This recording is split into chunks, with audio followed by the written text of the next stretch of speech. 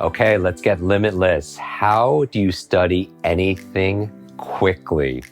How do you cram correctly? And this episode is for students of all ages and all stages. This is for parents that want to help students. This is for if you're going for your MBA, you're in medical school, or you're a student of life.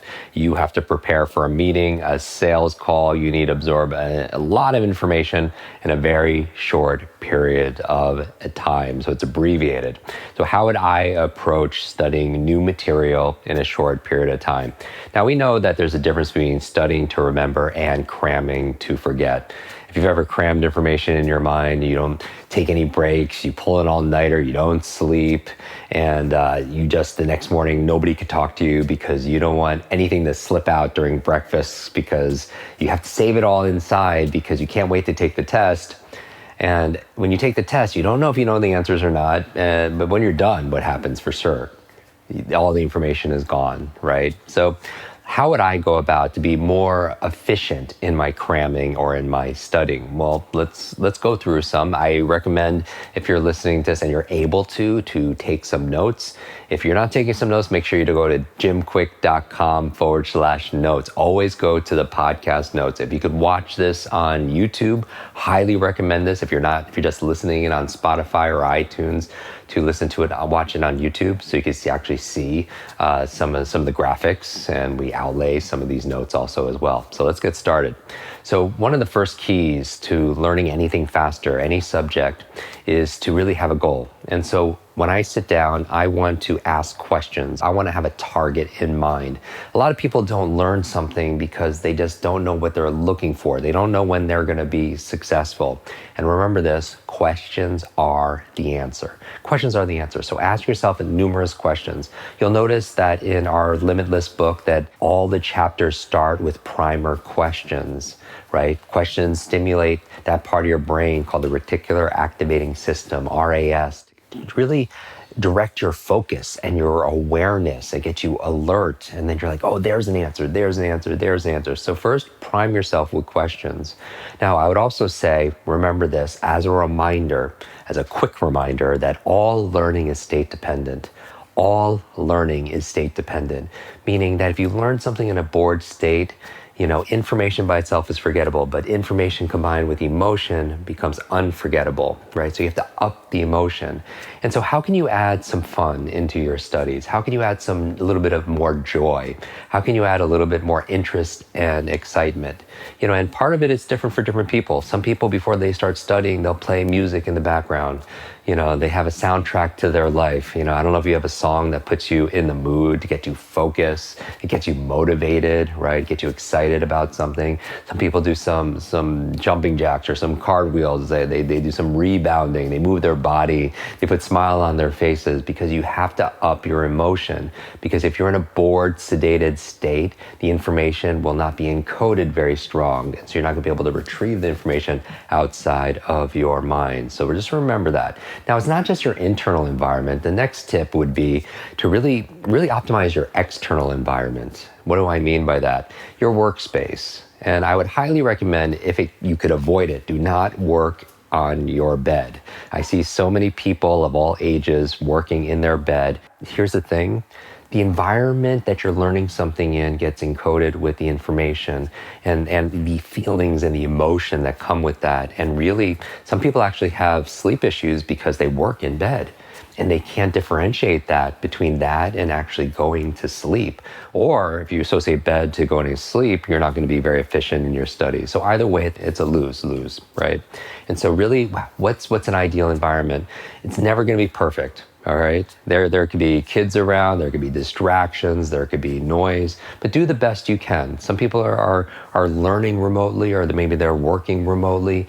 Do the best you can to have a dedicated environment so that when you go in that space, then you go into you're in the zone, right? This is where you're going to be studying, right? Every area of your home or your office should really be dedicated. If ideally to certain behaviors that when you go to do, whether it's like, watching something on your iPad is just puts you in entertainment mode, right? Or you're going to the gym, you're just going to work out. You're not on your phone doing social media, right? Whatever environment, it really sets an internal environment to put you in a place where you're just really optimized for that certain behavior. Now, what I would recommend, so always studying in the same place, ideally. Ideally, that you have good lighting. We've talked about this in previous podcast episodes, meaning, the fluorescent light, probably not the best because it's been shown to really make people tired. There's some eye strain there. Indirect sunlight is optimal. Temperature, find something that's not putting you to sleep, that keeps you alert. Sometimes for most people, it's a little bit on the cool side also as well. Good airflow, because oxygen is so very important in the process. So you're getting a good environment. Plus, your environment, do the best you can to free yourself from what? The enemy of your focus, which is distractions, right? Tell your family that this is your study time, lock the door, put a sign, close by, in your office cubicle saying, do not disturb, and, until this time. Turn off your phone, right? I put it on airplane mode, or even better yet, put it in your glove compartment of the car, put it in another room, because even if it's there, like even at the dinner table, you feel like you have to kind of check it, right? Out of habit. Turn off all the alerts, maybe close different browsers, right? Just focus on that one thing. So that's your external environment. Now, when you're actually sitting there to study, I have my notepad here. I do my capture create. If you're not familiar with that, search jimkwik.com/how to take notes. There are lots of videos and podcast episodes we've covered about it. But what I'm looking to do is set a timer, right? And it can be on your phone if you still have your phone there, or it can be an analog timer, right? Something you can get online, very inexpensive. And I'm looking to study like 30, 45 minutes. I set a countdown timer for 30, 45 minutes. And they call this the Pomodoro Technique, right? It's after that amount of time, after about like the amount of time of a sitcom, your focus, concentration starts to dip, you start to lose some energy, right? You need to get refreshed. But the reason why I do this is like, hey, I could do some focused activity for 30 to 45 minutes in those intervals, because it's so much better than studying 5 hours straight. Right? So if I could do 30 minutes, take a 5-minute break, another 30 minutes, a 5-minute break, that's way better than going for a marathon, right? And I'll give you one of the reasons why. Besides concentration, something called primacy and recency. Primacy and recency. Primacy says you tend to remember something in the beginning, right? You go to a party, you meet 20 people, you probably remember the first people there, right? I give you a list of 20 words to memorize, you probably remember the first few words. That's primacy, right? Prime first, right? Recency means you remember things that are more recent or towards the end. So you go to that same party of 20 people, you remember the people you first met, and then the last people you met, the most recent. I give you a list of 20 facts or words. You probably remember the first ones and then the last ones. Here's the thing, and this is really the magic. If you study for like 8 hours straight and you cram, for all night and not sleep, which is not good for your memory, then you remember things in the beginning, things at the end, but there's a big dip in the middle. Right? Do you see that? But if you take a break every 30 minutes or 45 minutes for just 5 minutes, if you will, then you create more primacies and more recencies, and you pick up so much more information. Now, when you take this break, what I'm looking to do when I'm studying, I'll study for that 35 minutes, 40 minutes, 50 minutes, around there, never more than an hour, and I'll take my brain break. And what do I do with my brain break? Just like 3 or 4 things in 5 minutes, right? What I do, I move. Very important, because we're just sitting behind screens all the time. And when your body moves, your brain grooves, create brain-derived neurotrophic factors. You heard me talk about this, which is like fertilizer for the human brain. Number 2, what I'm looking to do is to hydrate. Your brain is mostly water, and just staying hydrated could boost your reaction time, your thinking speed, upwards of 15-30%. So stay hydrated. So get yourself some water. Another thing I do is I kind of flex my eyes. What does that mean? If I'm looking at a screen or a book, and I'm looking at something maybe 6 to 12 inches in front of me all the time, I like to just go outside and just look off into this distance, or look out a window and just look out in the horizon as far as I could go, because that gives me some depth, right? Because if you're visually fatigued, you're going to be mentally fatigued, right? Your visual focus really directs your mental focus. And so you want to be able to move your eyes also as well, not just your body. And then finally, I mentioned going outside. If you could get some fresh air, if you want to do some deep breathing, a lot of times when you're studying, if you suffer from like brain fog, the mental fatigue, you're getting more sedated and tired, part of it is we're not breathing. Our postures lots of times could collapse. And the lower 1/3 of your lungs absorbs 2/3 of the oxygen, and you're getting tired. Some people use reading, they use it to fall asleep late at night, and that's not a good association. So you could do your breathing exercise, your fire breathing, your alpha breathing, your box breathing, right? Something simple. Inhale for 4, hold for a count of 4, exhale for a count of 4, hold for a count of 4, and then repeat the process. That's the 4 sides of the box, right? Inhale for a count of 4, hold for a count of 4, exhale for a count of 4, hold for a count of 4, and then you can repeat. But anything that's just getting more oxygen into your body, because your brain is only 2% of your body mass, but it requires 20% of the nutrients, 20% of approximately of the air and the oxygen. And so you want to clear those cobwebs, make sure you are breathing. Ideally, you're breathing throughout your study session also as well. My final tip for you is really active retrieval. This is your retrieval practice. We know that studying the human brain and then adult learning, that brains don't always learn best just consuming information, right? It actually learns better through creativity, through creation or co-creation, where it's not pushing information inside your mind, it's actually pulling information out, right? We've talked about memory a lot in our podcast, and many of you are part of our programs. There's 3 stages. You encode information, you store it, and you retrieve it. You encode it, you see it, you feel it, right? You store it. We use the location method or the PEG method or chain linking, right? The PI method, all these methods we teach for storage. And then you retrieve it. Well, did you know when you start actively retrieving information, pulling information out, it actually helps you to learn it better. So simple things you could do at the end of a study session and the beginning of a study session is quiz yourself. Quiz yourself at the end of what you learned, or when after you're coming back from your brain break, start your the next primacy, recency, or next study session by asking yourself questions about what you just learned, right? This is a way of forming active retrieval or retrieval practice to help you to really ingrain and test yourself to see if the information is really there.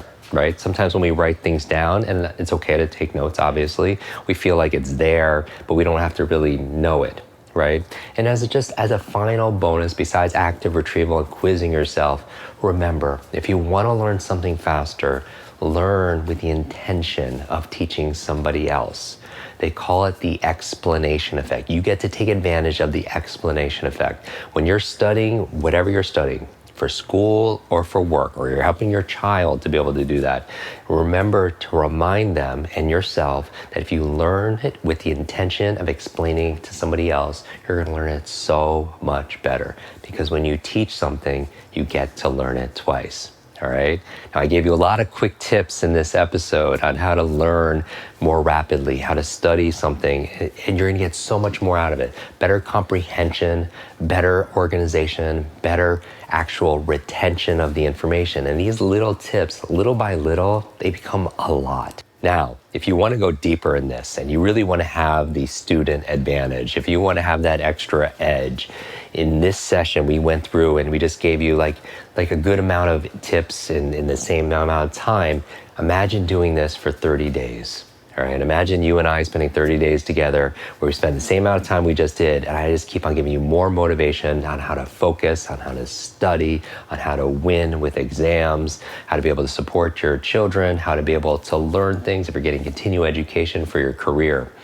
We've developed for you a Kwik student program. And this is really where we spend about 30 days together, and we dramatically enhance your focus, your concentration, your ability to read faster, understand what you read, study better, and retain the information. If you want to secure your spot, join us at kwikstudent.com. That's KWIK student.com. kwik.com. And when you do, not only will I be your coach to help you to be able to enhance and level up your learning in your life, you will join a community, a global community of other students. They're sharing their best tools and techniques, knowledge, skills, abilities, and the different subjects they're applying these techniques to. Right, everything from calculus to Spanish, to geometry, to history, to human anatomy, and that's really where the magic happens. How do you become limitless in a limited world? We do it together, and that's really the key. Not only do you have a coach, but you have a community, people like you who are dedicated to lifelong learning that want an extra advantage, and everybody helping each other in one place. All right, so just go to kwikstudent.com, secure your spot. I'm your brain coach, Jim Kwik. Thanks for listening to this episode. Make sure you screenshot it and post it. Tag me in it so I get to see it, and share your favorite study tip. What is your favorite study tip? By you sharing that and teaching it, you get to learn it even better, right? I'll repost some of my favorites, as we often do. And of course, we always send out copies of our books to people all around the world, just as a thank you, right? Remember this, make learning fun, right? Fall in love with your brain. You are extraordinary. It's not how smart you are, it's really how are you smart. And in this Kwik Student program, we're gonna unleash that amazing genius. We'll talk to you soon.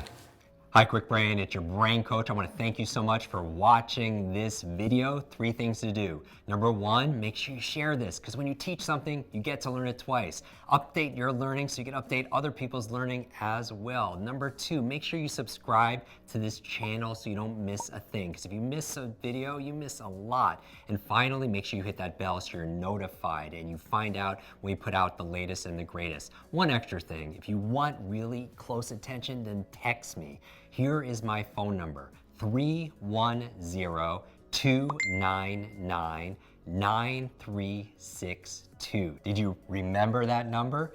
310-299-9362. Shoot me a text and we'll stay in touch. Ask me your burning question. And I wish your days be full of lots of life, lots of love, lots of laughter, and always lots of learning. I'll see you in our next video.